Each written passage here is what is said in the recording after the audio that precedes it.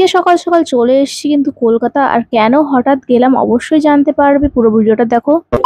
Hello everyone, welcome back to my channel. হয়তো ভাবছো আমি রাতে কেন ব্লগটা শুরু করলাম। আসলে এটা রাত না, এটা হচ্ছে ভোরবেলা। ভোরবেলার ট্রেনটা ধরবো, তার কারণে স্টেশনে চলে এসেছি। আর দেখো ট্রেন ঢুকে গেছে। আর হ্যাঁ, তোমাদের বলে দিই যে কোথায় যাবো এত সকাল। যাবো কিন্তু কলকাতাতে। আর কেন যাব এত সকালে সেটা নিশ্চয়ই বুঝতে পারছো, কারণ আমি ডাক্তার দেখাতে যাব। যারা আমার আগের ব্লগটা দেখেছো, মানে আগের বার যখন আমি ডাক্তার দেখাতে গেছিলাম তখনও ভিডিও বানিয়েছিলাম, তখন আমি বলেছিলাম আমি স্কিনের ডাক্তার দেখাতেই যাচ্ছি কলকাতাতে। সেই টাইমে তো আমার মুখের অবস্থা খুবই খারাপ ছিল। তো এইবার নিশ্চয়ই বুঝতে পারছো আমার মুখে একটাও দাগ নেই। এটাই ঠিক হয়ে গেছে, তবুও পুরোপুরি এখনো ঠিক হয়নি। মুখে ঠিক হয়ে গেছে, অন্য জায়গাতে এখনো ঠিক হয়নি। আর আমাদের ওখান থেকে বলেই দিয়েছিল 1 মাস পরে আবার আসতে, তার কারণে আজকে যাচ্ছি। আর অনেকেই জেনে থাকবে আমাদের ওয়েস্ট বেঙ্গলের মধ্যে বেস্ট স্কিনের ডাক্তার মানে হসপিটাল কলকাতা ট্রফিকল। যাই হোক, তোমাদের সাথে কথা বলতে বলতে অনেকটাই পথ কিন্তু এগিয়ে এসেছি। আমাদের এখান থেকে ট্রেনে করে তো প্রায় 2 ঘন্টা 2.5 ঘন্টা মতন লাগে কলকাতা যেতে। সকাল টাইম তো 2 ঘন্টায় পৌঁছে যায়।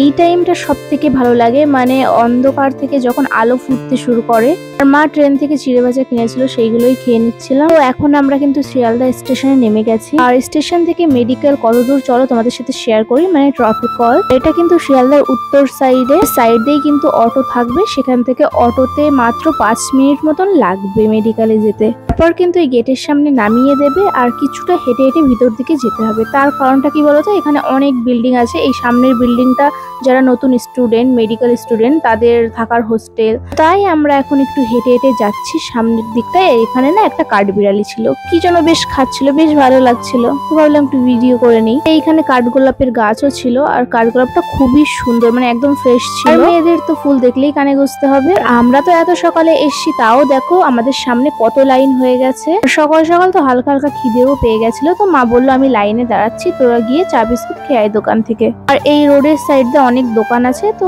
সেইখান থেকেই খাবো। আর এই রোডটা দেখে কেউ কি চিনতে পারছো, মানে কোন সাইডের রোড এটা? তাহলে অবশ্যই কমেন্টে জানিও।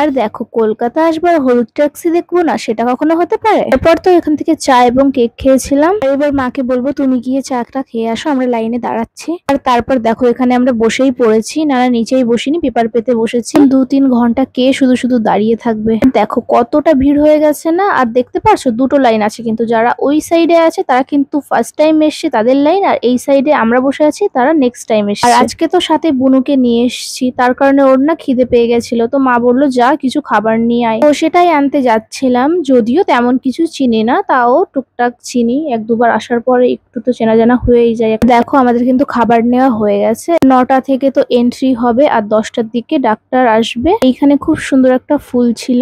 এখন আমরা দাঁড়িয়ে পড়েছি, তার কারণটা আমাদের এখন এন্ট্রি হবে। যারা নতুন তাদের টিকিট কাটতে হবে। 2000 years তো later. এখন কিন্তু আমি ডাক্তার দেখিয়ে বেরিয়ে গেছি। হসপিটাল থেকে কিছু ওষুধ দেবে, আর বেশিরভাগটাই কিনে নিতে হবে। আমরা একটা ফার্মেসিতে চলে এসেছি। এইখানের ওষুধ এইখানে ছাড়া আমাদের ওইদিকে পাওয়াও যাবে না। আর এই দেখো এটা কি বলতো, এখন তো এটা বন্ধই করে দিয়েছে, তবুও একটা চোখে দেখা পেলাম। আর জানো তো এখন কিন্তু আমরা হেঁটেই যাবো স্টেশন অবধি, আর একটু ঘুরে ঘুরে দেখতে দেখতে যেতে পারবো। আর বেশি দূরও না, কারণটাই আমরা হেঁটে যাচ্ছি। আর আমাদের ট্রেনেরও অনেক টাইম ছিল।